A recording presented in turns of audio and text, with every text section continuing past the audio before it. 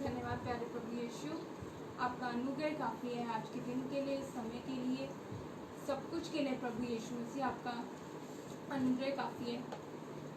आज जो कुछ भी आप में हमसे स्तुति आराधना लेना चाहते हैं परमेश्वर, वो आपको ग्रहण योग्य होने पाए। धन्यवाद प्रभु यीशु, धन्यवाद। यीशु ने बचाया मैनू, यीशु ने बचाया, यीशु ने बचाया मैनू, यीशु ने बचाया।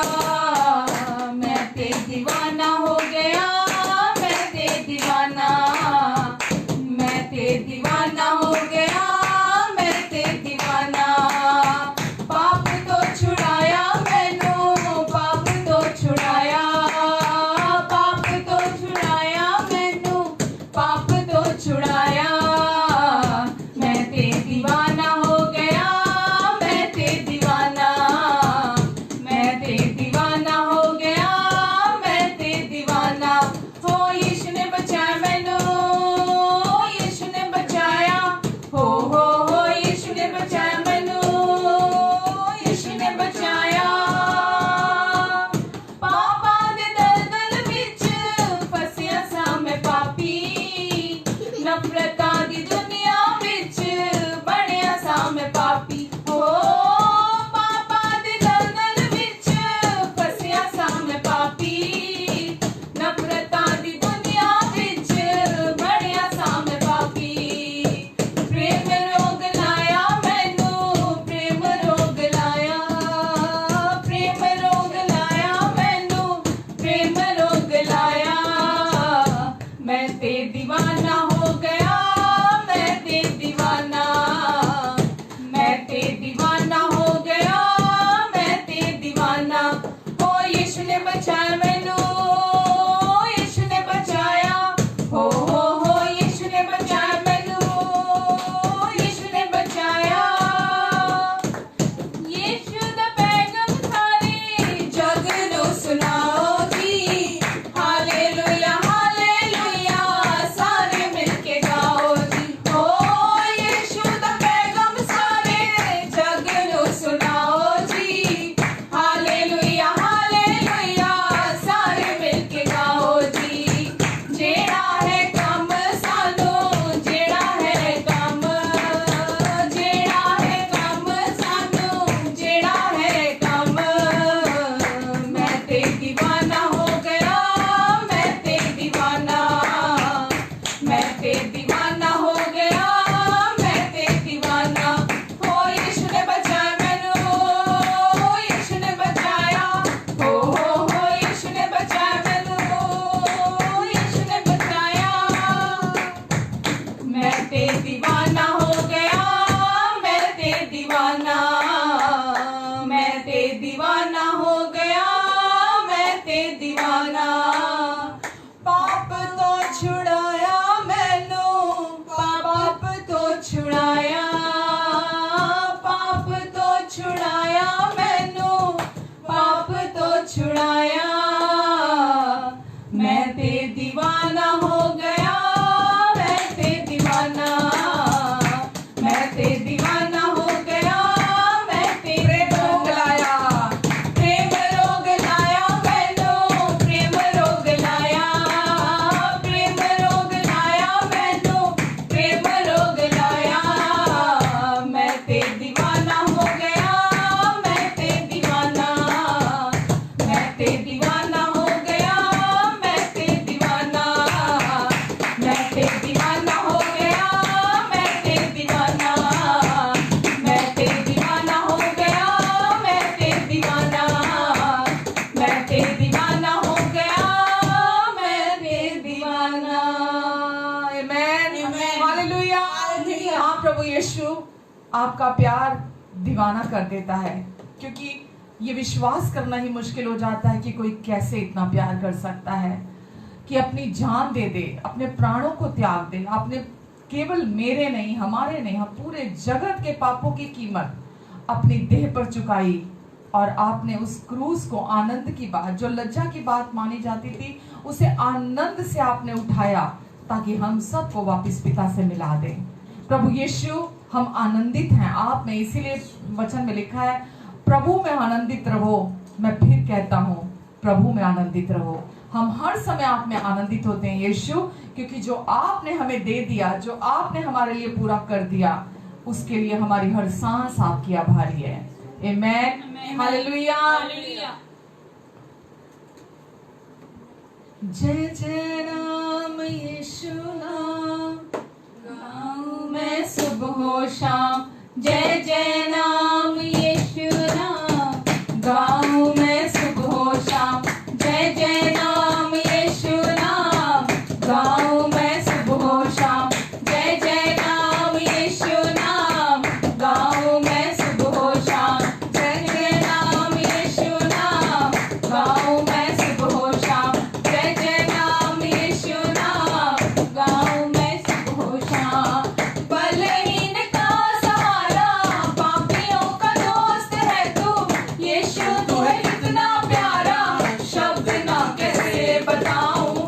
बलहीन का सहारा, पापियों का दोस्त है तू, यीशु तू है कितना प्यारा, शब्द ना कैसे बताऊं। जय जय नाम यीशु नाम, गाऊं मैं सुबह शाम। जय जय नाम यीशु नाम, गाऊं मैं सुबह शाम। तुझ में बना रहूं तो अमृत फल लाऊं मैं, गाऊं तेरी जय सदा तो तुझ सा बन जाऊं मैं। तुझ में बना रहूं तो अमृत फल लाऊं मैं, गाऊं तेरी जय सदा तो तुझ सा बन जाऊं मैं। जय जय नाम यीशु नाम, गाऊं मैं सुबह शाम। जय जय नाम यीशु नाम, गाऊं मैं सुबह शाम। जय जय नाम यीशु नाम, गाऊं मैं सुबह शाम। जय जय नाम यीशु नाम, गाऊं मैं सुबह शाम।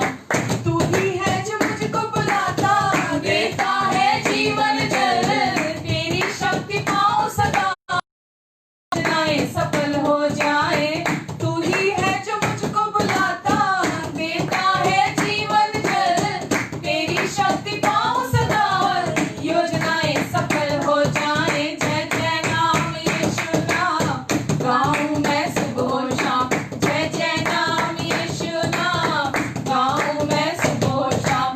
जय जय नाम गाऊं मैं सुबह शाम। जय जय नाम गाऊं मैं सुबह शाम। जय जय नाम गाऊं मैं सुबह शाम। एक ही नाम गाऊं मैं सुबह शाम। एक ही नाम गाऊं मैं सुबह शाम। गाऊं मैं सुबह शाम, गाऊं मैं सुबह शाम। गाऊं मैं सुबह शाम, गाऊं मैं सुबह शाम। गाऊं मैं सुबह शाम। बलहीन का सहारा, पापियों का दोस्त है तू, यीशु तू है कितना प्यारा, शब्द ना कैसे बताऊं। बलहीन का सहारा, पापियों का दोस्त है तू, यीशु तू है कितना प्यारा, शब्द ना कैसे बताऊं। जय जय राम, गाऊं मैं सुबह शाम। जय जय नाम, गाऊं मैं सुबह। अच्छा नाम, सच्चा नाम, गाऊं मीठा नाम, प्यारा नाम, मीठा नाम, प्यारा नाम, गाऊं मैं सुबह। अच्छा नाम, सच्चा नाम, गाऊं मैं सुबह शाम। मीठा नाम, प्यारा नाम, गाऊं मैं सुबह शाम। गाऊं मैं सुबह शाम, गाऊं मैं सुबह शाम। जीऊं मैं सुबह शाम। इस नाम में जीऊं मैं सुबह शाम, चलूं फिरूं मैं, चलूं मैं इस नाम में, यीशु आपके। Hallelujah hallelujah hallelujah. इस नाम में हम जिंदा हैं, इस नाम में हम सांसें लेते हैं, इस नाम में हम चलते और फिरते हैं, इस नाम में पिता के साथ हम एक हुए हैं, इस नाम में हमारी जिंदगियां भरपूर हुई हैं, यीशु नाम में हमारे जीवन संतुष्ट हुए हैं, यीशु नाम में हमारी जिंदगियां नई हुई हैं। हालेलुया।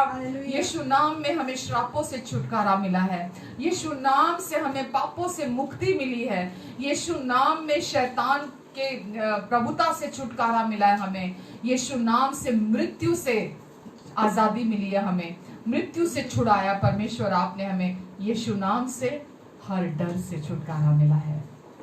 हालेलुया। हम धन्यवाद देते यीशु आपको कि आपके नाम ने हर डर से छुड़ा लिया हमें। धन्यवाद यीशु, क्योंकि वचन कहता है सिद्ध प्रेम हर डर को दूर कर देता है, और आपके प्रेम ने, सिद्ध प्रेम ने हर डर को दूर कर दिया है। धन्यवाद यीशु। आज के दिन के लिए धन्यवाद देते हैं, इस सुंदर समय के लिए, इस फेलोशिप के लिए धन्यवाद देते हैं।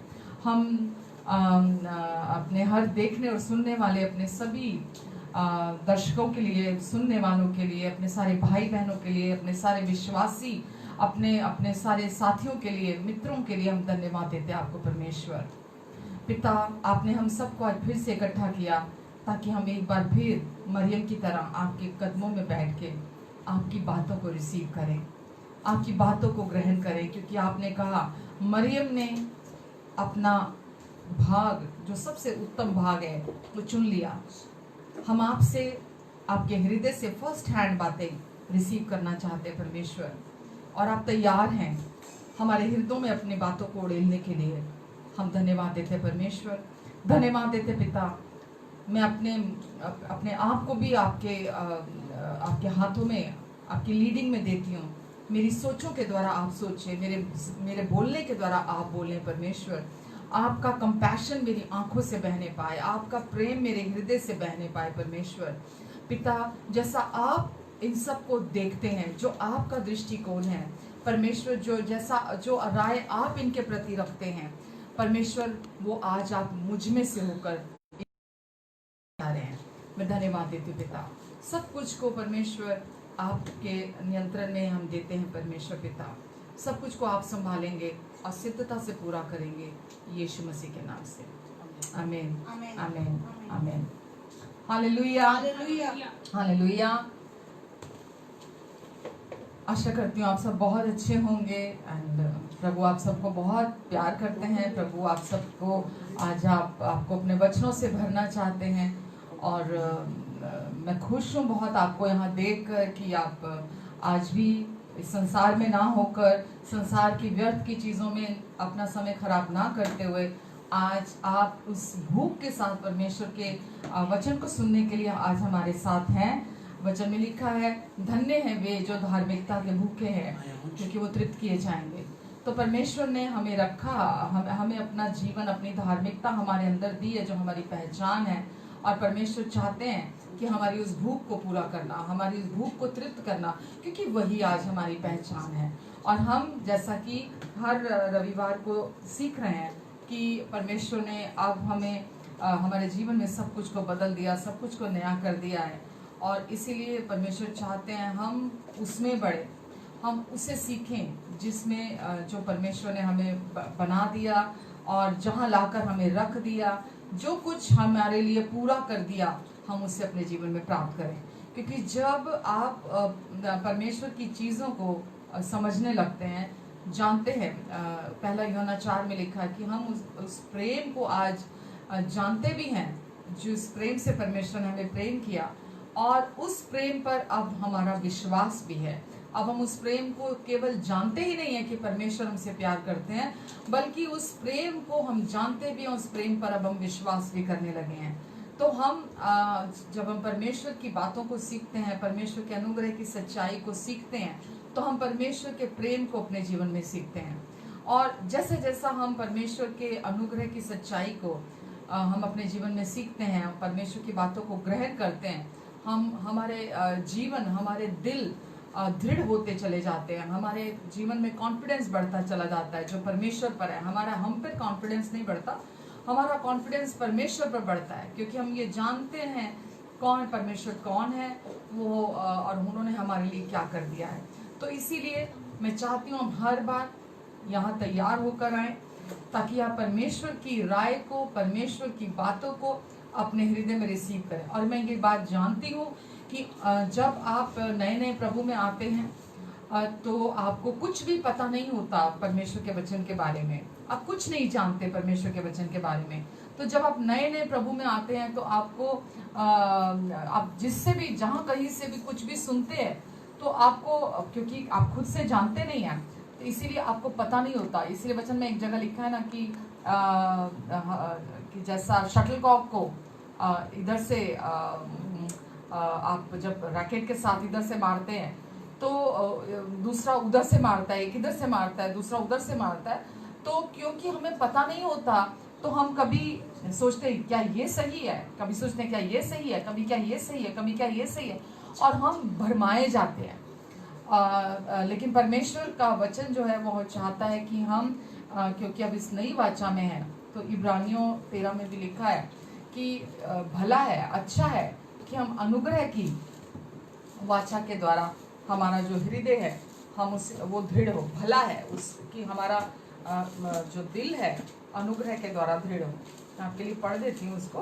इब्रानियों में लिखा है, इब्रानियों 13 में लिखा है, नाना प्रकार के विचित्र, 13 के 9 में लिखा है, नाना प्रकार के विचित्र उपदेशों से ना भरमाए जाओ, क्योंकि मन का अनुग्रह से दृढ़ रहना भला है। तो वचन कहता है नाना प्रकार के विचित्र उपदेशों से ना भरमाए जाओ। जो भी आप ऑनलाइन प्रीचिंग सुनते हैं, जो भी आप यूट्यूब से प्रीचिंग सुनते हैं, तो लिखा है कि नाना प्रकार के उपदेशों को आप जब सुनते हैं, विचित्र उपदेशों को वहां लिखा है, नाना प्रकार के विचित्र उपदेशों के द्वारा, ये मैंने सोची भी नहीं थी आयत, लेकिन होली स्पिरिट जानते हैं कि आपको जरूरत है। तो नाना प्रकार के विचित्र उपदेशों के द्वारा ना भरमाए जाओ, वरन क्या लिखा है, मन का अनुग्रह के द्वारा दृढ़ रहना भला है। मन का अनुग्रह के द्वारा दृढ़ रहना भला है। तो परमेश्वर चाहते हैं कि हम हमारा मन जो है किसके द्वारा, पाप के द्वारा हमारा हृदय कठोर होता है। व्यवस्था को जब हम सुनते हैं, व्यवस्था के द्वारा हमारे अंदर दोष भावना आती है, व्यवस्था के द्वारा हमारे अंदर दोष पैदा होता है, हम अपने अंदर दोषी महसूस करते हैं। लेकिन जब आप अनुग्रह के सुसमाचार को सुनते हैं, जो कि नई वाचा का सुसमाचार है, उसके द्वारा परमेश्वर बोलते हैं भला है कि अनुग्रह के द्वारा आपका हृदय दृढ़ हो। तो मैं हर बार उसी और हूँ, मैं इस बात की चिंता नहीं करती कि कौन इस वचन को रिसीव करता है, कौन इसके अगेंस्ट आता है, या कौन इस वचन को नहीं समझता और इस वचन को आप पाप के लिए हथियार समझ के इस्तेमाल करता है। तो परमेश्वर नहीं चाहते कि हम जब अनुग्रह का वचन सुनते हैं, या तो हम घमंडी, दो चीजें हो सकती हैं, या तो हम घमंडी हो जाते हैं, तो घमंडी होने की वजह से हम परमेश्वर के वचन को रिसीव नहीं करते अपने हृदय में, और या फिर हम अनुग्रह का वचन जब सुनते हैं तो हम सोचते हैं कि परमेश्वर ने हमारे पास्ट, प्रेजेंट और फ्यूचर के सारे पापों को यीशु के लहू के द्वारा, यीशु के एक ही बलिदान के द्वारा धो दिया है। तो हम उससे जब पूरा समझ नहीं पाते, जब हम उसका प्रकाशन अपने अंदर नहीं प्राप्त कर पाते, तो हम सोचते हैं कि ये पाप करने का लाइसेंस है। तो मैं दोनों ही जो कैटेगरी है, मैं उनकी परवाह नहीं करती कि वो एक व्यक्ति जो घमंडी होकर इस वचन की बुराई करता है, दूसरा व्यक्ति वो जो इसे पाप का बहाना मानकर अनुग्रह को चलता है। तो मैं उन लोगों के लिए ये वचन लेकर आती हूँ जो सचमुच में परमेश्वर के में बढ़ना चाहते हैं, जो सचमुच में परमेश्वर की सच्चाई को जानना चाहते हैं, जो सचमुच में कहीं अटक गए आकर और उनको समझ में नहीं आ रहा कि कहाँ गड़बड़ है, कहाँ कमी रह रही है, क्यों उनके जीवन में सब कुछ जबकि वो परमेश्वर को प्यार भी करते हैं, जबकि वो अपने लाइफ में बहुत चीज़ों को लेकर बहुत गंभीर हैं, उनके जीवन में क्या शब्द इस्तेमाल करूं यहाँ, कि वो बहुत सिंसियर है अपनी लाइफ में परमेश्वर को लेकर और अपनी स्पिरिचुअल लाइफ को लेकर, लेकिन उनको पता नहीं है कि कहाँ कमी रह रही है। तो आपके लिए आज मैंने ये वचन पढ़ा है इब्रानियों 13 का, कि नाना प्रकार के विचित्र उपदेशों के द्वारा भरमाए मत जाओ, और क्योंकि मन का अनुग्रह के द्वारा दृढ़ होना भला है। तो मैं आपके पास आती हूँ हमेशा, हर बार, क्योंकि परमेश्वर चाहते हैं कि हमारा भीतर जो परमेश्वर ने सब कुछ अंदर पूरा कर दिया, सब कुछ अंदरूनी कर दिया, आप उस वचन को जो परमेश्वर की ओर से है, जो परमेश्वर का प्रकाशन है, उसे अपने अंदर रिसीव करें, ताकि आप अंदर से दृढ़ हो, आप अपने अंदर बोल्डनेस में चलें। तो कोई भी दूसरी चीज आपको दृढ़ता प्रदान नहीं कर सकती, आपको अंदर से ठहराव नहीं दे सकती, जो परमेश्वर का अनुग्रह दे सकता है। आमेन। तो 99% लोग अगर सब मान के चलते हैं कि वो परमेश्वर की सच्चाई को जानना चाहते हैं, और अगर 1% लोग हैं जो अनुग्रह को पाप का बहाना समझते हैं, या वो जो घमंडी होकर इसे क्योंकि जब आपके अंदर घमंड होता है, आप अनुग्रह के वचन को परमेश्वर के आप रिसीव नहीं कर सकते, और आप रिसीव नहीं करेंगे क्योंकि वहां घमंड है। तो परमेश्वर मैं यहाँ आती हूँ उन लोगों के लिए जो सचमुच में, क्योंकि मैं भी एक समय पर वहां पहुंची थी, वो मेरी लाइफ में भी वो अवस्था आई थी कि जब मैं खुद समझ नहीं पा रही थी कि कहाँ गड़बड़ है, क्योंकि मैं परमेश्वर में जब मैं आई थी, तो अब ये मैं जानती थी कि केवल यही एक मार्ग है जो मेरे लिए है। ये मैं जानती थी कि अब कोई दूसरा मार्ग नहीं है। मैं ये जानती थी कि यही केवल एक सच्चाई है। मैं ये जानती थी कि मुझे इसी मार्ग पर अब चलना है। मैं ये जानती थी, और सच में हकीकत में आपको बताती हूँ, पहले जहां जहां मैंने जो कुछ भी ट्राई किया, मेरी दौड़, मेरी खोज कभी खत्म नहीं हुई थी।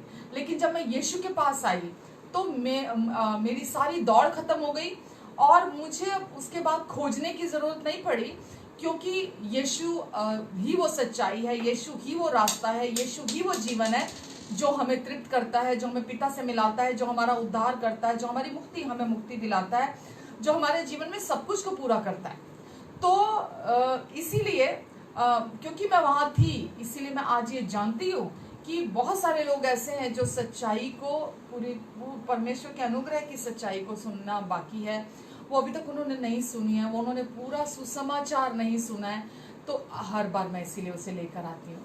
तो आज भी जैसा नई वाचा की हम बात करते हैं, न्यू कवनेंट की बात करते हैं, तो परमेश्वर चाहते हैं कि हम इस न्यू कवनेंट में, इस नई वाचा में परमेश्वर ने जो जो लॉज हमें दिए हैं वो हम सीख रहे हैं। हमें वो कौन से लॉज दिए हैं जो हमें सुनने हैं, जो हमें समझने हैं, क्योंकि जब तक आप उन लॉज को, उस व्यवस्था को नहीं समझते, आप नहीं जानते, आप अपने जीवन में संतुष्टि, जैसा मैंने बोला, दृढ़ता को, आप भरपूरी को आप नहीं पाते। मैं कभी कभी ऑनलाइन, अभी 2 दिन पहले भी मैं देख रही थी, और एक नहीं, बहुत सारे प्रचारक ऐसे हैं जिनको मैंने ये कहते हुए सुना है कि आपके जीवन में आपकी आशीषें रुकी हुई हैं, आपके जीवन में अगर मैं आज आपसे बात करने जा रहा हूँ, अगर आपके जीवन में आशीषें रुकी हुई हैं, या कोई एरिया ऐसा है, कोई ना कोई एरिया ऐसा है जहाँ आपके एरिया में लाइफ में लैक है, और वहाँ बहुत समय से वो लैक है, तो मैं आपको ये बताना चाहता हूँ, मैं आपको बताना चाहती हूँ कि वहाँ पर वो इस वजह से है बिकॉज आप 10 आज्ञाओं का पालन नहीं करते। तो अगर कोई व्यक्ति आपको ऐसा कहता है कि आप 10 आज्ञाओं का पालन नहीं कर रहे, इसीलिए आपका जीवन सही नहीं है, तो सचमुच में, जैसा मैंने अभी इब्रानियों 13 के 9 में पढ़ा, कि वहां जब ये लिखा है कि नाना प्रकार के विचित्र उपदेशों से ना भरमाए जाओ। आप 10 आज्ञाएं अब हमारे लिए नहीं है। 10 आज्ञाएं, वो व्यवस्था जो मूसा की व्यवस्था थी, अब वो हमारे लिए नहीं है। परमेश्वर ने यीशु को भेजा ताकि हमें उन 10 आज्ञाओं की बंधुआई से, उस बंधन से हमें आज़ाद कर दें। 10 आज्ञाएं ये करना ये नहीं करना के विषय में थी, लेकिन परमेश्वर ने, प्रभु यीशु मसीह, ये करना ये नहीं करना एक रिलीजन की तरह, रिलीजियसली उन चीज़ों को फॉलो करना कि मैं ये करूँगा तो परमेश्वर मेरे लिए ये करेंगे। तो परमेश्वर ने प्रभु यीशु मसीह के द्वारा हमें उन 10 आज्ञाओं से हमेशा के लिए छुड़ा लिया, हमें उससे आज़ाद कर दिया। हमें बाकी की भी जितनी भी मूसा के समय में परमेश्वर ने व्यवस्था दी थी, जो भी आज्ञाएं दी थी, बाकी की 10 के अलावा 603, उन सब से छुड़ा लिया, उन सब से आज़ाद कर दिया। तो जब भी कभी आप किसी प्रचारक को ये कहते हुए सुनते हैं, मैं किसी के विरोध में नहीं हूँ, मैं किसी प्रचारक के विरोध में नहीं हूँ, मेरा काम है हर एक व्यक्ति तक परमेश्वर की सच्चाई को बताना और बहुत प्रेम पूर्वक बताना। तो मैं उनसे भी बहुत प्यार करती हूँ जो इन बातों को लोगों तक पहुंचा रहे हैं। हो सकता है उन्हें खुद भी अभी तक इस सच्चाई के विषय में ना पता हो, वो खुद भी अभी इन बातों से ना वाकिफ हो। तो मेरा काम है हर एक व्यक्ति तक परमेश्वर के प्रेम को और परमेश्वर की संपूर्ण सच्चाई को पहुंचाना, ताकि वो आगे जो लोग अभी तक नहीं जानते हैं, हो सकता है उनकी कलीसियाएं बहुत बड़ी बड़ी हों, 10 हजार लोग उनकी कलीसियाओं में आते हों, तो हो सकता है उन्होंने अभी तक इस रेवलेशन को ना प्राप्त किया हो, इस अनुग्रह के सुसमाचार के रेवलेशन को, प्रकाशन को, जैसा कि पौलुस ने कहा कि यह अनुग्रह का प्रकाशन जो रेवलेशन है, मुझे सीधा डायरेक्ट परमेश्वर से प्राप्त हुआ है, मैंने इसे मनुष्यों से प्राप्त नहीं किया, मैंने मनुष्य से नहीं सीखा। तो मेरा काम है आप तक उस बीज को डालना, उसको आप तक पहुंचाना, ताकि परमेश्वर आपके हृदय में बात करें, परमेश्वर आपको बताएं उस सच्चाई के बारे में। तो जितना एक बात और यहाँ बोलूंगी, हम सोचते हैं बेदारी आनी चाहिए। आज मैं ये वचन नहीं, ये सब बातें नहीं बोलना चाहती थी, लेकिन होली स्पिरिट ये सब कुछ आज बात करना चाहते हैं आपके साथ, तो मैं अपने आप को रोकूंगी नहीं। जैसा कि हम बोलते हैं कि बड़े बड़े सेमिनार कराओ, बड़े बड़े क्रूसेड कराओ, बेदारी आनी चाहिए, एक बड़ा चेंज आना चाहिए। तो हम क्या करें ताकि बड़ी बेदारी आए, बड़ा अंतर आए, लोग सच्चाई को जाने। और हमारा जो सुसमाचार जिसे हम कहते हैं, जो कि नहीं है, उसको वो लोगों तक पहुंचाने का हमारा पैटर्न सेम है। तो हम लोगों को, जब तक हम खुद अनुग्रह के सुसमाचार को नहीं जानते, उसकी प्योरिटी के साथ, उसे बिना मिलावट के, जब तक हम खुद अपने लिए रिसीव नहीं करते उसको, तो जब आप उसे लोगों तक पहुंचाते हैं जो अडल्ट्रेट सुसमाचार है, तो लोगों के जीवन में अंतर नहीं आता। और जब आप ये बड़े बड़े क्रूसेड्स और बड़े बड़े सेमिनार करते हैं, तो विश्वासी लोग वहां आते हैं जो अभी तक वचन को नहीं जानते, जिन तक अभी तक पूरा सुसमाचार नहीं पहुंचा, और वही लोग प्रचारक भी वही प्रचार करते हैं कि लोगों में कोई अंतर नहीं आता। तो वो अंतर तब तक नहीं आएगा जब तक पहले आप अपने लिए उस सुसमाचार को, बिना मिलावट के सुसमाचार को अपने लिए नहीं समझते, अपने लिए रिसीव नहीं करते। अब यकीन जानिए, जो पहले से बचे हुए विश्वासी हैं, जब आप उन तक परमेश्वर के इस अनुग्रह के सुसमाचार को, जो गॉस्पेल ऑफ ग्रेस है, जब आप उन तक उस सुसमाचार को लेकर जाएंगे, और जब वो उस सुसमाचार को, जो बिना मिलावट का, अनअडल्ट्रेटेड वो जो सुसमाचार है, जब उसको वो अपने लिए रिसीव करेंगे, तो वो आगे, जो पहले से लोग विश्वासी हैं, तो वो आगे वही प्रचार उन विश्वासियों को करेंगे। तो आप सोचिए, जो ऑलरेडी बचे हुए लोग हैं, जब वो सब भी उस अनुग्रह के, उस वचन को, उस समाचार को रिसीव करेंगे, पहले खुद उनकी चेन टूटेंगी, पहले खुद उनके जो बॉन्डेजेस हैं वो ब्रेक होंगे, पहले खुद उनके बंधन टूटेंगे। वचन में जैसा मैं तकरीबन आपको बोलती हूँ, रोमियो 6:17 में लिखा है, तब तुम पर पाप की प्रभुता ना होगी, तब तुम पर पाप की प्रभुता ना होगी, क्योंकि तुम व्यवस्था के अधीन नहीं, अनुग्रह के अधीन हो। तो तब कोई, चाहे पास्टर है, बिशप है, आर्च बिशप है, या वो कोई भी है, अगर वो आज भी व्यवस्था पर विश्वास करता है, अगर वो आज भी अनुग्रह और व्यवस्था दोनों का मिक्सचर प्रचार कर रहा है, तो यकीन जानिए, मैं नहीं कहती, ये वचन कहता है, उनके जीवन में अभी भी छिपा हुआ पाप होगा, उनके जीवन में अभी भी गुप्त पाप होगा। वो बाहर से बोलने के लिए कुछ भी बोल सकते हैं, बोलने के लिए बड़े बड़े विचित्र उपदेश लिखा है वहां इब्रानियों 13:9 में, विचित्र उपदेशों के द्वारा भरमाए ना जाओ। तो विचित्र उपदेश देना कोई भी दे सकता है, बड़ी बड़ी बातें कोई भी कर सकता है, उपदेश हमेशा दूसरों को देने के लिए होते हैं, लेकिन जब आप अनुग्रह के सुसमाचार को सुनते हैं, हार्ट ट्रांसफॉर्मेशन होता है आपका अंदर, आपका दिल पूरी तरह बदलता है। फिर जब आपका अपना दिल बदलता है, आपके अपने बंधन खुलते हैं, आपके अपने बंधन टूटते हैं, आप चाहते हैं फिर उस समय डेस्परेटली कि मुझे परमेश्वर ने आजाद किया। और जैसा मैंने आपको बोला कि मेरे इस जर्नी में ऐसी अवस्था आई थी, ऐसी स्टेज आई थी जब मैं खुद ऐसा लग रहा था मैं कहीं स्टक हो गई हूँ। मुझे ऐसा लगता था कि कहीं क्या हो गया मेरी लाइफ में जो मेरी ग्रोथ नहीं हो रही है, क्या हो गया मेरे जीवन में ऐसा कि मैं अंदर मैं खुश नहीं हूँ, क्या है, क्या चल रहा है मेरी जिंदगी में ऐसा कि मुझे कुछ अच्छा नहीं लग रहा।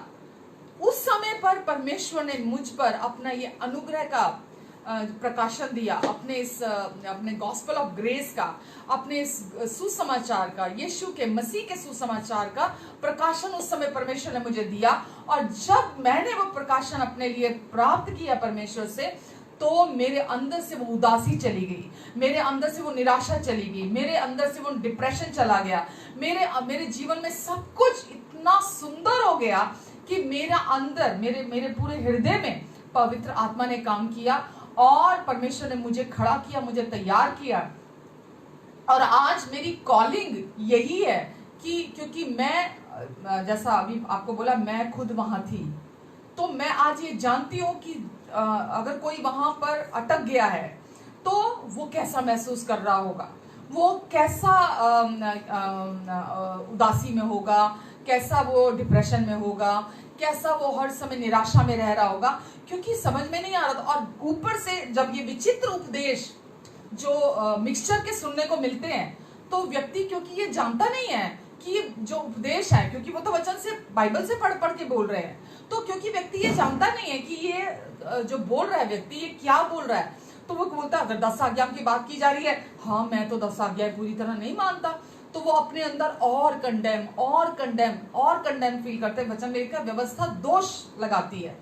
तो जब भी कोई व्यक्ति व्यवस्था और अनुग्रह का प्रचार करता है, तो सुनने वाला व्यक्ति जो है उसके अंदर वो व्यवस्था दोष उपजाती है, कंडेम करती है कि तू ऐसा मत करना, तू ऐसा मत करना, तू ऐसा मत करना। और व्यक्ति क्योंकि व्यवस्था के अधीन है, तो शैतान भी उसके जीवन में कार्य करता रहता है, पाप भी उसके जीवन में प्रभुता करता रहता है, दोष उसके जीवन से कभी खत्म नहीं होता। तो यीशु आए थे ना केवल पाप से छुड़ाने के लिए, बल्कि हमें साथ में जो अंदर हम अपने अंदर यीशु में आने से पहले कंडेम फील करते थे, गलानी महसूस करते थे अपने अंदर, यीशु ने हमें पाप से भी छुड़ाया और गलानी से भी छुड़ाया। तो अब हमारे अंदर, हमारे आत्मा में हम एकदम प्योर हैं और परमेश्वर ने हमारे अंदर से उस गलानी को और पाप को खत्म कर दिया। पर जब आप इन विचित्र उपदेशों को सुनते हैं चर्चिज में, ऑनलाइन, फेसबुक के थ्रू, यूट्यूब के थ्रू आप जब सुनते हैं, तो आपके अंदर फिर से वो गलानी और वो दोष की भावना आने लगती है। जबकि रोमियो 8:1 में लिखा है, अतः अब जो मसीह में है उन पर कोई दंड आज्ञा नहीं, कोई दोष आज्ञा उन पर नहीं है। तो अब जब आप मसीह में हैं, यीशु में आ गए हैं, यीशु के अनुग्रह में आ गए हैं, परमेश्वर ने आपको यीशु के अनुग्रह में रख दिया है, अब आप पर कोई भी दंड आज्ञा नहीं है। परमेश्वर आपके लिए कोई दंड आज्ञा नहीं रखी, आप पर कोई दोष, वचन में लिखा है जब परमेश्वर हमें धर्मी ठहराने वाले हैं तो हम पर कौन दोष लगा सकता है। तो अनुग्रह की इस वाचा के अधीन परमेश्वर ने हमें हमेशा के लिए धर्मी ठहरा दिया, हमें अपनी इस अनुग्रह की वाचा के अधीन अपने प्रेम में हमेशा के लिए रख लिया है, हमें सेंत मेंत में सब कुछ दे दिया है। तो अब कौन हम पर दोष लगा सकता है। लेकिन दुख की बात यह है, परमेश्वर तो ये प्रॉमिस करते हैं, ये हमारे साथ वाचा बांधी है। अब ये जो नई वाचा की मैं बात करती हूँ, न्यू कवनेंट, जो न्यू कवनेंट ऑफ ग्रेस है, जो न्यू कवनेंट ऑफ पीस है, जो न्यू कवनेंट ऑफ लव है, जो न्यू कवनेंट ऑफ फ्रीडम है जो परमेश्वर ने हमें दी है, जो न्यू कवनेंट ऑफ लाइफ है जो परमेश्वर ने हमें दे दी है, जो न्यू कवनेंट ऑफ फेथ जो हमें दे दी है परमेश्वर ने तो ये हमें दे दिया सब कुछ। लेकिन आज भी प्रचारक, उपदेशक वो क्योंकि ये सच्चाई को अपने लिए पूरी तरह जानते नहीं है कि अब हम व्यवस्था के अधीन नहीं रहे, अब हम उस पुरानी नियम की पुरानी वाचा के अधीन नहीं रहे, अब हम नए नियम की नई वाचा के अधीन आ गए हैं जो यीशु ने हमें दी। और यीशु ने कहा, खुद कहा, जो हम हर संडे भी जब प्रभु भोज लेते हैं हम वहीं से वचन को पढ़ते हैं। यीशु ने वचन में लिखा है कि यीशु ने प्याला लिया और प्याला लेकर यीशु ने कहा, ये प्याला मेरा नई वाचा का लहू है। नई वाचा, आप समझते हैं? यीशु ने कहा ये प्याला, वो पुराने नियम में वहां कहीं नई वाचा नहीं लिखी है। यीशु ने कहा, क्योंकि यीशु आए थे पुरानी व्यवस्था की वाचा को क्रूस पर पूरा करने के लिए, क्योंकि वो खुद परमेश्वर ने दी थी मनुष्य को। तो यीशु को परमेश्वर ने भेजा क्योंकि कोई मनुष्य उस वाचा को पूरा नहीं कर पाया था, इसीलिए परमेश्वर ने यीशु को भेजा ताकि यीशु हमारे बिहाव पर, मनुष्यों के बिहाव पर उस वाचा को क्रूस पर पूरा कर दे। तो पुरानी वाचा जो व्यवस्था की वाचा थी वो सच्ची थी, वो पवित्र थी, लेकिन वो मनुष्य कमजोर था, उसे पूरी नहीं कर सकता था। तो इसीलिए यीशु आए उस पुरानी वाचा को हमारे बिहाव पर पूरा करने के लिए, ताकि हमें अपनी अनुग्रह की नई वाचा वो हमें दें और हम उस अनुग्रह की नई वाचा जो हमारे हृदय पर लिखी गई है, हमारे मन पर लिखी गई है, हम उस नई वाचा, उस न्यू कवनेंट ऑफ ग्रेस हम उसे जाने, जो हमें कहती है, क्या कहती है वो हमें, कि अब मैं तेरे अपराधों को, इब्रानियों 8:12, अतः अब मैं तेरे अपराधों को फिर कभी स्मरण नहीं करूंगा। क्योंकि इब्रानियों 8 नई वाचा और पुरानी वाचा दोनों के विषय में लिखा गया वहां कि पुरानी वाचा अगर निर्दोष होती तो नई वाचा के लिए कोई स्थान नहीं था, जरूरत नहीं थी परमेश्वर को नई वाचा देने के लिए, न्यू कवनेंट देने के लिए। तो वहां लिखा अगर पुरानी निर्दोष होती तो परमेश्वर को नई वाचा देने का कोई कारण नहीं था। लेकिन परमेश्वर ने हमें नई वाचा दी, और ये नई वाचा क्या कहती है कि अब मैं कभी तेरे अपराधों को स्मरण नहीं करूंगा और तेरे अधर्म के कामों के प्रति दयावंत रहूंगा। जबकि पुराने नियम में अगर आप 10 आज्ञाओं में ही देखते हैं तो वहां लिखा है कि यदि तू ये आज्ञाएं पूरी नहीं करेगा, मानेगा नहीं, तो इसका दोष, इसका जो दंड है तेरी पुश्तों तक, तेरी जनरेशंस आगे 7 पीढ़ियों तक भी इसका जो दंड है वो दिया जाएगा। तो ये पुरानी वाचा थी जो 10 आज्ञाओं में परमेश्वर ने ये बात कही थी। लेकिन नई वाचा, जो नए नियम की नई वाचा है, न्यू टेस्टामेंट में जो न्यू कवनेंट है, उसमें परमेश्वर ने क्या कहा, जो न्यू कमांड हमें दी, जो न्यू लॉज दिए हमें, उसमें परमेश्वर ने क्या कहा कि अब मैं तेरे अपराधों को फिर कभी स्मरण नहीं करूंगा और तेरे अधर्म के कामों के प्रति मैं हमेशा दयावंत बना रहूंगा। तो इसीलिए आज मैं आपको बार बार हर बार ये आगाह करती हूँ कि प्लीज सब कुछ अपने अंदर मत ले लीजिए। जब आप किसी भी उपदेशक को, चाहे उसके कितने भी फॉलोअर क्यों ना हो, कितने भी उसके फेसबुक पे या उसकी चर्च में कितने भी फॉलोअर क्यों ना हो, हर एक बात को खुद जांचिए, हर एक बात को परमेश्वर की बुद्धि के द्वारा खुद समझिए कि परमेश्वर का वचन क्या कहता है। पुरानी वाचा और नई वाचा के बीच के भेद को समझिए।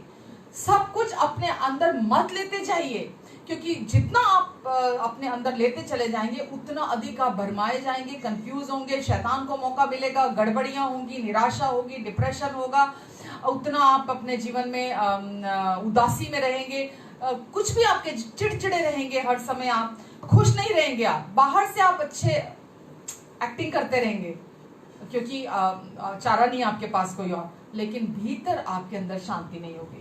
तो यीशु आए, हमें वचन में लिखा है यीशु आए ताकि हमें अपने लहू के द्वारा हमारे विवेक को मरे हुए कामों से छुटकारा दे दें। कैसे दे दें? अपने अनुग्रह की नई वाचा के द्वारा हमें यीशु आए ताकि मरे हुए कामों से छुटकारा दे दें। तो यदि कोई भी व्यक्ति अपने कार्यों के द्वारा परमेश्वर को खुश करने की कोशिश करता है, अपने अपने अच्छे प्रयासों के द्वारा भले काम कर रहा है परमेश्वर का प्यार पाने के लिए, परमेश्वर के एक्सेप्टेंस को पाने के लिए, उनकी स्वीकृति को पाने के लिए भले भले काम कर रहा है, अच्छे काम कर रहा है ताकि परमेश्वर के प्यार को, परमेश्वर के एक्सेप्टेंस को पाले, दान कर रहा है ताकि परमेश्वर को खुश कर ले, वो इनमें से कुछ भी ऐसा कर रहा है, तो परमेश्वर इन बातों की गिनती मरे हुए कामों में करते हैं। ये कार्य मरे हुए काम है, और यीशु आए थे हमें मरे हुए कामों से छुड़ाने के लिए, मरे हुए कामों से आजाद करने के लिए, वो नई वाचा के द्वारा। पुरानी वाचा मनुष्य के कार्यों के विषय में थी कि मनुष्य क्या करता है, पुरानी वाचा मनुष्य के विषय में थी, मनुष्य कितना अच्छा है, मनुष्य कितने भले काम करता है, वो कितना परमेश्वर को प्रसन्न करने की कोशिश कर रहा है, परमेश्वर के प्रेम को कमाने की कोशिश कर रहा है, परमेश्वर की एक्सेप्टेंस को कमाने की कोशिश करता है, मनुष्य के विषय में थी। लेकिन नई वाचा किसके विषय में है? नई वाचा यीशु आए ताकि हमें मरे हुए कामों से छुड़ा ले। मरे हुए काम क्या है? रिलीजन का क्या काम है?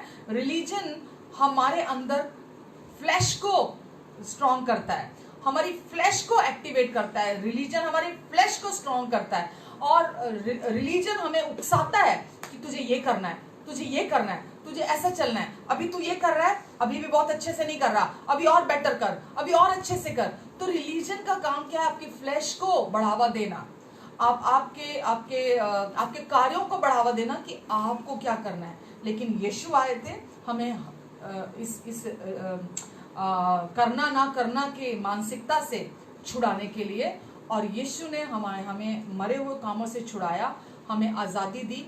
और आज आपका और मेरा कार्य क्या है? परमेश्वर के प्रेम को केवल विश्वास के द्वारा अपने जीवन में रिसीव करना, परमेश्वर के प्यार को विश्वास के साथ, यीशु के पूरा हुए कार्य पर विश्वास के द्वारा अपने जीवन में रिसीव करना। किसी भी व्यक्ति का सफर, जैसे बोलते हैं ना, गाड़ी जब तक ट्रैक पर नहीं है, अगर वो ट्रैक से नीचे है गाड़ी, वो कहीं नहीं पहुंचेगी जब तक वो ट्रैक पे नहीं आती। जब ट्रैक पे आ जाती है, आप गाड़ी को कहीं भी लेके जा सकते हैं। तो जब तक आप परमेश्वर के अनुग्रह के इस नई वाचा को अपने लिए समझते नहीं हैं, आपके जीवन का सफर शुरू ही नहीं हुआ। मैं तो ये कहूंगी, आप केवल पहली सीढ़ी, चलो इतना कह देती हूँ, आपने केवल पहली सीढ़ी पे पैर रखा है, लेकिन अभी आप जानते ही नहीं है कि आपको अगला स्टेप कैसे लेना है। तो क्योंकि परमेश्वर ने अपनी नई वाचा पवित्र आत्मा के द्वारा हमारे अंदर स्थापित की है, और हमारे हृदय में स्थापित की है वो नई वाचा। और जब आप उस नई वाचा को समझने लगते हैं, तो आप इस जर्नी में चलने लगते हैं। क्योंकि नई वाचा हमारे चलने के विषय में नहीं है, नई वाचा पवित्र आत्मा हमारे अंदर दिया गया है। परमेश्वर पवित्र आत्मा के द्वारा हमारे अंदर से इस नई वाचा को हमारे साथ मिलकर पूरा करते हैं। तो इसीलिए मैं अब ये बात बोल रही हूँ कि अब परमेश्वर ने हमें अपनी नई वाचा दी है, और आपको और मुझे ये बात समझने की जरूरत है कि नई वाचा में, पुरानी वाचा में पुराने व्यवस्थाएं थी जिसका पालन मनुष्य को करना ही होता था, जबकि मनुष्य कमजोर था, वो नहीं कर सकता था। लेकिन परमेश्वर की आज्ञाएं जो डिमांड करती थी, मनुष्य को वैसे करना ही होता था। और इसीलिए वैसे ही नई वाचा में भी जो परमेश्वर ने हमें नई व्यवस्था दी है, उसका पालन किए बिना आप परमेश्वर को प्रसन्न नहीं कर सकते। क्योंकि वचन में लिखा है इब्रानियों 11 में, बिना विश्वास परमेश्वर को प्रसन्न करना अनहोना है। गलातियों में लिखा है, गलातियों 5 में, कि विश्वास प्रेम के द्वारा प्रभाव डालता है। तो आप अगर चाहते हैं आपका विश्वास काम करे, आप चाहते हैं आपके जीवन में आप आज़ादी में चलें, आप अपने जीवन में आप जीवन को पाएं, जीवन को प्रोड्यूस करें, आप विश्वास आपके जीवन से प्रोड्यूस हो, जीवन प्रोड्यूस हो, आज़ादी प्रोड्यूस हो आपके जीवन में, तो आपको सबसे पहले विश्वास कैसे काम करता है? बिना अनुग्रह के विश्वास काम नहीं करता। क्योंकि अनुग्रह पर विश्वास करने के द्वारा ही परमेश्वर ने हमारा उद्धार किया है और इस अनुग्रह की नई वाचा जो प्रेम की वाचा है, इस पर विश्वास करने के द्वारा ही परमेश्वर हमारे जीवन को चलाते हैं, परमेश्वर हमारे जीवन को संभालते हैं, परमेश्वर हमारे जीवन में सब कुछ को पूरा करते हैं। तो हर बार मैं आप बार बार क्यों आती हूँ, मैं हर बार कई बार सोचती हूँ कि सब सोचेंगे ये संडे को या वेडनेसडे को ये बार बार रिपीट क्यों लेकर आते हैं, क्योंकि इसके बिना आपका जीवन पूरा फूल की तरह खिल नहीं सकता। इसको जाने बिना आप शैतान की चालों को समझ नहीं सकते हैं। आप जब इस अनुग्रह की इस वाचा को जब पूरी तरह से समझने लगेंगे तो शैतान किसको इस्तेमाल कर रहा है आज के समय में? पास्टर्स को। शैतान किसको इस्तेमाल कर रहा है आज के समय में? कलीसियाओं को। शैतान किसको इस्तेमाल कर रहा है आज के समय में? लीडर्स को। शैतान किसको इस्तेमाल कर रहा है आज के समय में? आराधकों को। वो आज के समय में चर्च के लोगों को ही इस्तेमाल कर रहा है, क्योंकि वो ये जानता है अच्छे से ये बात कि जब तक अनुग्रह और व्यवस्था का मिक्सचर प्रचार हो रहा है उसकी बल्ले बल्ले है। जब तक मिक्सचर का प्रचार हो रहा है उसे कोई डर नहीं है आपसे। जब तक मिक्सचर का प्रचार हो रहा है वो अपना काम तड़ी के साथ कर रहा है, वो अपना काम वो कम कर रहा है, लोग ज्यादा कर रहे हैं। क्यों? क्योंकि लोग खुद उसके झूठ पर विश्वास कर रहे हैं, लोग खुद उसकी झूठी बातों में आ रहे हैं, पास्टर खुद उसकी झूठी बातों में आ रहे हैं, लीडर्स खुद उसकी झूठी बातों में आ रहे हैं, आराधक खुद उसकी झूठी बातों में आ रहे हैं। चाहे वो कोई भी उपाधि हो आपकी, कोई भी ऑफिस हो आपका बॉडी ऑफ क्राइस्ट में, अगर आप शैतान के झूठ पर विश्वास कर रहे हैं तो शैतान खुले तौर पर कार्य कर रहा है। तो आज उसका क्योंकि वचन में लिखा है कि वो धूर्त है, वो चालाक है। अगर पूरी दुनिया के वकील भी एक तरफ खड़े कर दिए जाएं तो शायद वो उतने चालाक नहीं होंगे जितना शैतान का दिमाग काम कर रहा है। वो शरीर से तो बिल्कुल खत्म है, वो उसके पास कोई सामर्थ्य नहीं है, लेकिन उसका दिमाग अभी भी चल रहा है, उसका दिमाग अभी भी काम कर रहा है। तो वो अपने धूर्तता, अपनी गंदी चालों के द्वारा आज भी वो लोगों को भरमा रहा है। और इसीलिए हमें चौकन्ना होने की जरूरत है कि जरूरी नहीं कि वो पास्टर है तो वो सही बोल रहा है। यहां तक कि मैं भी, अगर आप मुझे सुन रहे हैं और अगर आप मुझे सुनने के बाद जो मैं वचन आपको देती हूँ वो वचन अगर बाइबल में नहीं है, अगर वो वचन यहाँ नहीं है, अगर वो वचन सही नहीं है, तो आपको मेरी भी सुनने की जरूरत नहीं है। लेकिन अगर जो बातें मैं आपसे कह रही हूँ वो आपके अंदर पहला कुरिन्थियों में लिखा है ना 14 में कि जो भविष्यवाणी है वो उपदेश, शांति और उन्नति लेकर आती है। अगर मैं जो बातें, जो उपदेश, जैसा मैंने अभी बोला, विचित्र उपदेशों के द्वारा भरमाए ना जाओ, क्योंकि मन का अनुग्रह से दृढ़ रहना भला है। तो विचित्र उपदेशक हैं इस दुनिया में जो कहां से बोल रहे हैं, क्या बोल रहे हैं, उनको खुद भी नहीं पता। और लोग सोचते हैं अरे इतनी बड़ी कलीसिया है, इतना बड़ा पास्टर है, ऐसे कैसे हम इसे गलत कह सकते हैं। अगर वो परमेश्वर का वचन नहीं है तो मुझे परवाह नहीं है कि वो कितना बड़ा पास्टर है। अगर वो परमेश्वर का वचन नहीं कह रहा तो मैं वो बात को कभी नहीं लूंगी, क्योंकि कुछ भी परमेश्वर से बढ़कर नहीं है, कोई भी परमेश्वर से बढ़कर नहीं है। पौलुस कहता है गलातियों 3 में कि यदि अब अभी तक मैं मनुष्यों को प्रसन्न करता हूं तो मैं परमेश्वर का दास नहीं हूं। तो हम यहां मनुष्यों को प्रसन्न करने के लिए नहीं है कि हम किस मनुष्य को जानते हैं, किस कलीसिया के साथ जुड़े हुए हैं, कितनी बड़ी कलीसिया में हम जाते हैं, कितने बड़े पास्टर के साथ हमारा उठना बैठना हो गया, कितने बड़े पास्टर के साथ हमारी जान पहचान हो गई, उससे आपको कोई लाभ होने वाला नहीं है। वचन में लिखा है कि यदि तुम भविष्यवाणियां करो, यदि तुम मनुष्य की बोलियां बोलो, तुम कुछ भी करो, यदि परमेश्वर का प्रेम अभी तक नहीं जाना तो तुम ठनठनाता हो पीतल और झनझनाती हुई झांझ हो। तो परमेश्वर के प्रेम को अगर अभी तक, जो बिना शर्तों का प्रेम है, जो उनकी नई वाचा का प्रेम है, जो परमेश्वर, जो यीशु ने हम तक पहुंचाया, अगर अभी तक हम उस अनुग्रह की नई वाचा को नहीं जानते तो वचन साफ कहता है कुरिन्थियों 13:1 में और आगे भी कि हम झनझनाती हुई झांझ और ठनठनाता हुआ पीतल हैं हम। तो परमेश्वर के प्रेम को जो अनअडल्टरेड है, जिसमें कोई मिलावट नहीं, कोई अगर मगर किंतु परंतु नहीं है। हम परमेश्वर चाहते हैं हम उनके प्यार को क्योंकि वचन में वहीं लिखा है कि प्रेम धीरजवंत है, प्रेम दयालु है, प्रेम कृपालु है, प्रेम पवित्र है। परमेश्वर का प्रेम अटल है, जो कभी नहीं टलता, जो हमेशा बना रहता है, जो स्थायी है, जो कभी नहीं कुड़कुड़ाता, जो कभी नहीं झुंझुलाता। तो ये परमेश्वर का प्रेम हमें जानने की जरूरत है, जो अटल है। विश्वास, आशा और प्रेम तीनों अटल हैं, लेकिन प्रेम इन सब से बड़ा है। तो परमेश्वर का प्रेम अगर आप उसको मिला देते हैं, यानी कि आप उसमें व्यवस्था को ले आते हैं, तो आप अपने जीवन को पूरी बहस कर देते हैं। आप अपने जीवन में को सारी गड़बड़ियों की तरफ ले जाते हैं। आप अपने जीवन में अस्थिरता को ले आते हैं।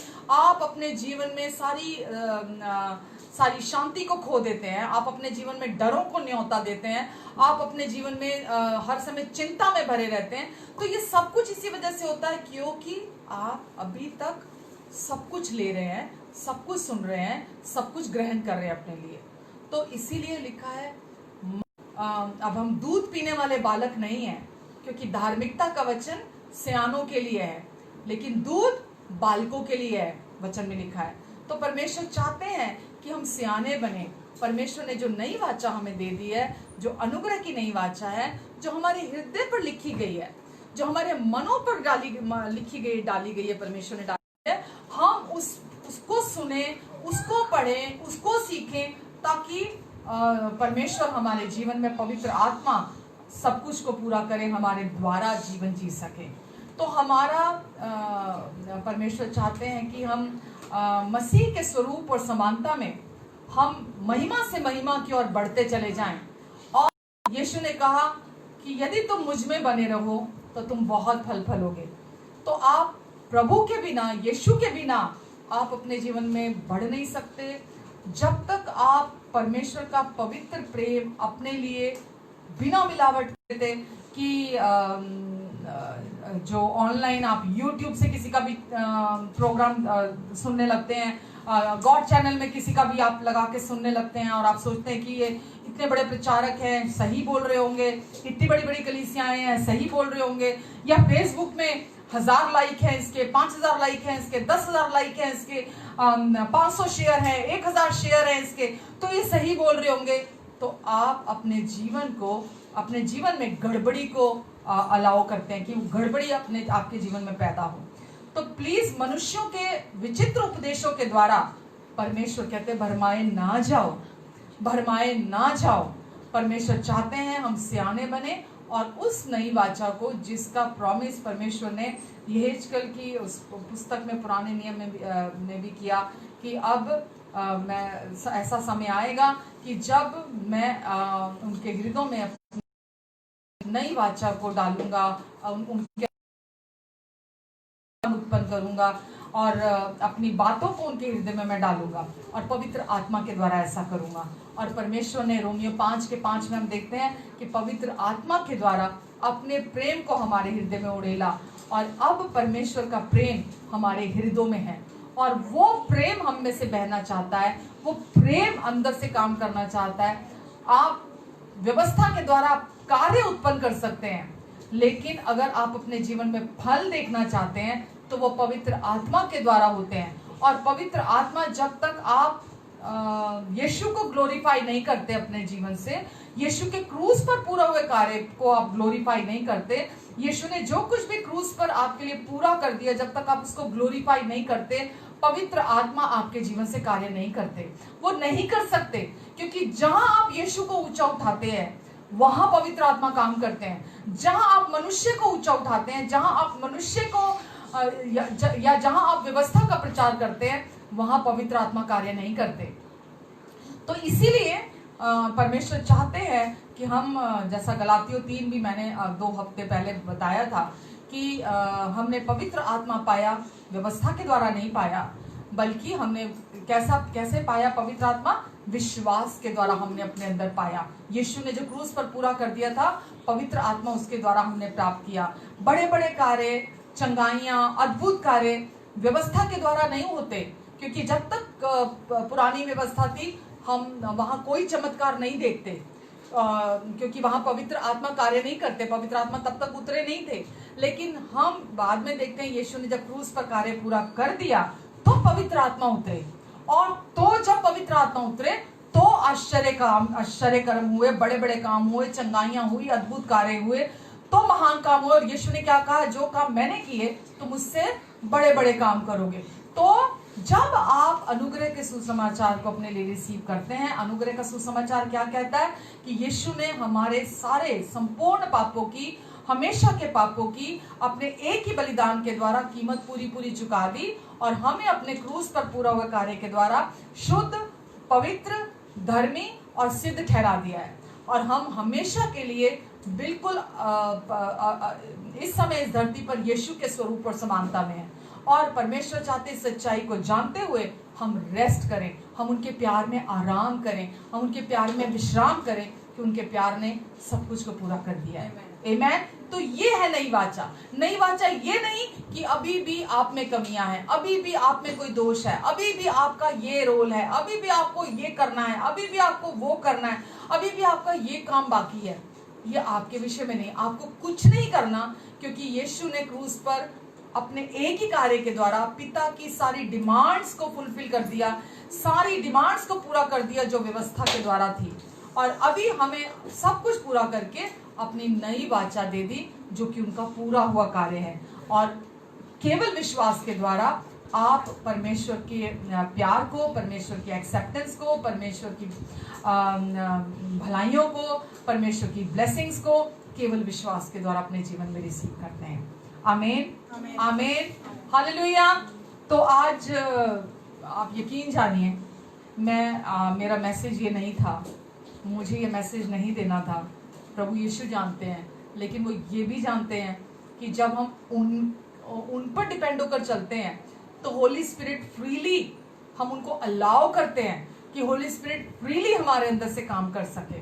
क्योंकि यही मैं आज आपको सिखा रही हूँ कि पवित्र आत्मा हमारे अंदर जो दिया गया है वो फ्रीली काम करना चाहता है। जब आप 100% यीशु को ग्लोरीफाई करते हैं, जब आप 100% यीशु के लहू को ग्लोरीफाई करते हैं, जब आप 100% अनुग्रह को ऊंचा उठाते हैं, जब आप अनुग्रह को ऊंचा उठाते हैं, तो आपका विश्वास एफर्टलेसली काम करता है, बिना कोशिशों के काम करता है। तो आप प्रभु के अनुग्रह के वचन को अपने जीवन में सुने, समझे, जाने, रिसीव करें और उसी को लोगों के जीवन में प्रोक्लेम करें। जब आप लोगों के जीवन में उसे बोलेंगे तो पवित्र आत्मा आपके लिए, आप में से होकर, आपके द्वारा, आपके चारों ओर लोगों की जिंदगी में काम करेंगे। आमीन, हालेलुया, हालेलुया।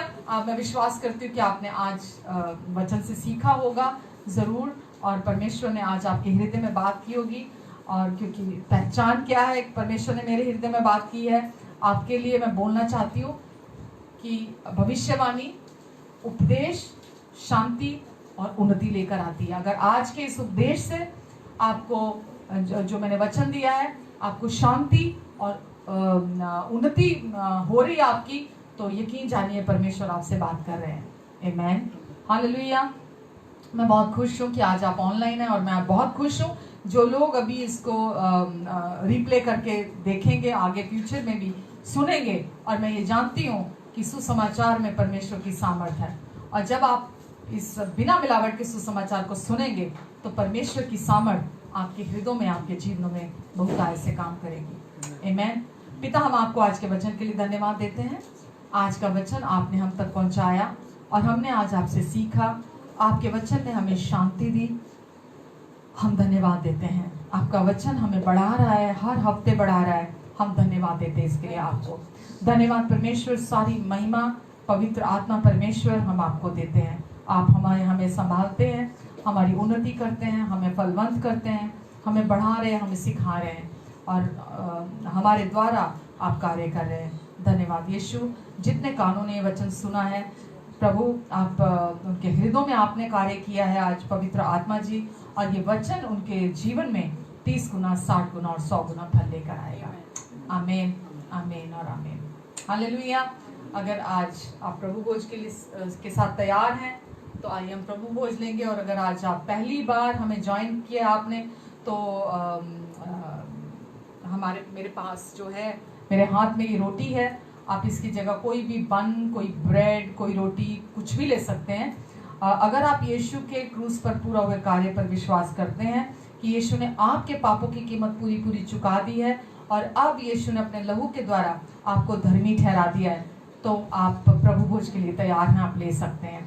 तो और हमने शरबत लिया है, आप शरबत की जगह कोई जूस भी ले सकते हैं, शरबत भी ले सकते हैं। तो आइए, प्रभु ने वचन में लिखा है कि जब वो हमारे पापों की कीमत चुकाने के लिए, पूरी मानव जाति के पापों की कीमत चुकाने के लिए क्रूस पर जाने वाले थे, अपनी जान देने के लिए, तो उन्होंने अपने चेलों को बुलाया और अपने चेलों के साथ इस भोज का आयोजन किया। और प्रभु ने रोटी ली और तोड़ी और कहा, ये मेरी देह है जो तुम्हारे लिए तोड़ी जाती है। तो प्रभु यीशु ने अपनी सिद्ध और पवित्र देह हमारे लिए तोड़वाई ताकि हम संपूर्ण हो जाएं, हम चंगे हो जाएं, हम में किसी चीज की कमी और घटी ना हो। तो यीशु ने हमारे बिहाव पर सब कुछ, सारी कीमत पूरी चुका दी। हमारे रोगों को अपने ऊपर सह लिया, हमारे दुखों को अपने ऊपर उठा लिया, हमारे अपराधों के लिए वो घायल हुए, हमारे अधर्म के कामों के लिए कुचले गए, हमारी शांति के लिए यीशु ने ताड़ना सही ताकि यीशु के कोड़े खाने से हम चंगे हो जाएं। तो यीशु ने अपनी देह पर हमारे लिए कोड़े खाए और वो खा चुके हैं यीशु ताकि हम चंगे हो जाएं। तो हम विश्वास के साथ, धन्यवाद के साथ यीशु की देह में से खाएंगे। और वैसे यीशु ने ये नई वाचा का कटोरा लिया, जो हमारे लिए बहुत ही आनंद की, बहुत ही खुशी की बात है कि यीशु ने वो पुरानी वाचा अपने लहू के द्वारा पूरी कर दी क्रूस पर और हमें नई वाचा दे दी। तभी यीशु ने कहा, मेरे क्रूस की मृत्यु को स्मरण करते हुए सदा ऐसा किया करना। तो यीशु चाहते हैं हम क्रूस की मृत्यु को स्मरण करें कि नई वाचा यीशु ने हमारे बिहाफ पर पूरी कर दी और हमें अपनी नई वाचा में शामिल कर दिया। और अब हम प्रेम किए गए हैं, माफ किए गए हैं, स्वीकार किए गए हैं, हमेशा के लिए धर्मी, पवित्र और सिद्ध ठहराए गए, आशीषित हैं, हम परमेश्वर की संतान हैं, परमेश्वर हमसे अत्यंत प्रसन्न है और हम परमेश्वर की दृष्टि में एकदम निर्दोष, निष्पाप, निष्कलंक हैं और हमें किसी बात की कोई घटी नहीं है। आमेन, हालेलुया। आइए इस नई वाचा में इसके प्याले से पीते हैं।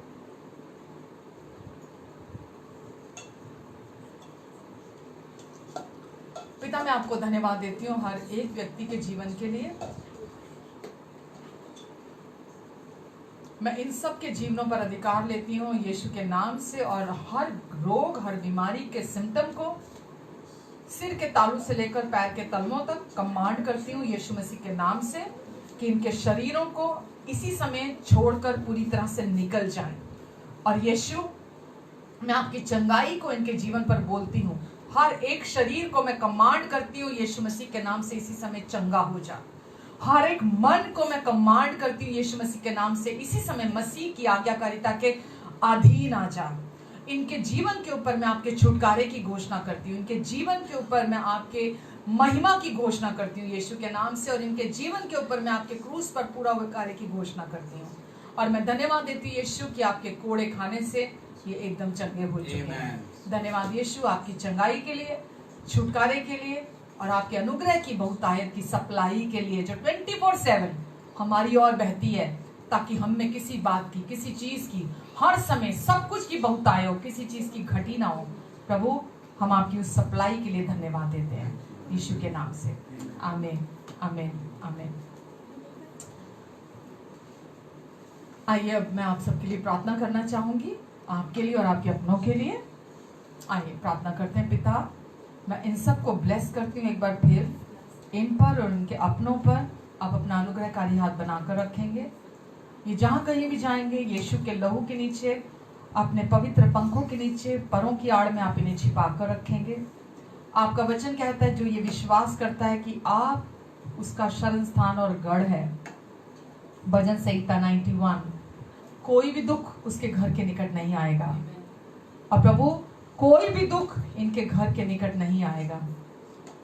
इनके निकट 1000 और दाहिने 10,000 गिरे, लेकिन वो दुष्ट इनके पास आने नहीं पाएगा और ये अपनी दृष्टि से दुष्टों के अंत को देखेंगे। ये आप में चंगे हैं, अच्छी सेहत इनकी है। आपने कहा, मैं तेरी जवानी को उकाब की तरह नया कर दूंगा। यीशु, जैसे आप हैं, बिल्कुल आपकी तरह जवान इस समय ये भी हैं और हम भी हैं। अब बुढ़ापे का इनके जीवन पर कोई अधिकार नहीं, कोई प्रभुता नहीं है। बीमारी की इनके जीवन पर कोई प्रभुता नहीं है, कमजोरी की कोई प्रभुता नहीं है, क्योंकि ये व्यवस्था के अधीन नहीं, अनुग्रह के अधीन है। अब लंबी आयु इनका भाग है, इनका पोर्शन है, वारिस है ये लंबी आयु के।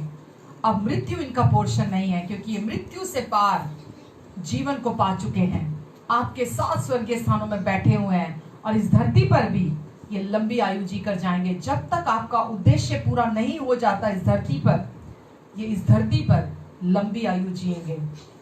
धन्यवाद देती प्रभु मैं आपको, धन्यवाद परमेश्वर। शैतान के हर झूठ और धोखे को मैं इनके जीवन से तोड़ती हूँ। इनके फाइनेंसेस प्रभु आपके अनुग्रहकारी हाथों के नीचे हैं, क्योंकि आप इनके चरवाहा हैं। इन्हें कभी किसी भली वस्तु की घटी नहीं होगी, और इनकी हर जरूरत को आप अपनी महिमा के उस धन से जो मसीह यीशु में है आप पूरी करेंगे। कोई कमी इनके जीवन में नहीं होगी, क्योंकि आप इनके चरवाहा हैं। आपकी महिमा इनके द्वारा प्रकट हो, आपकी रोशनी इनके द्वारा चमके, आपका प्रेम।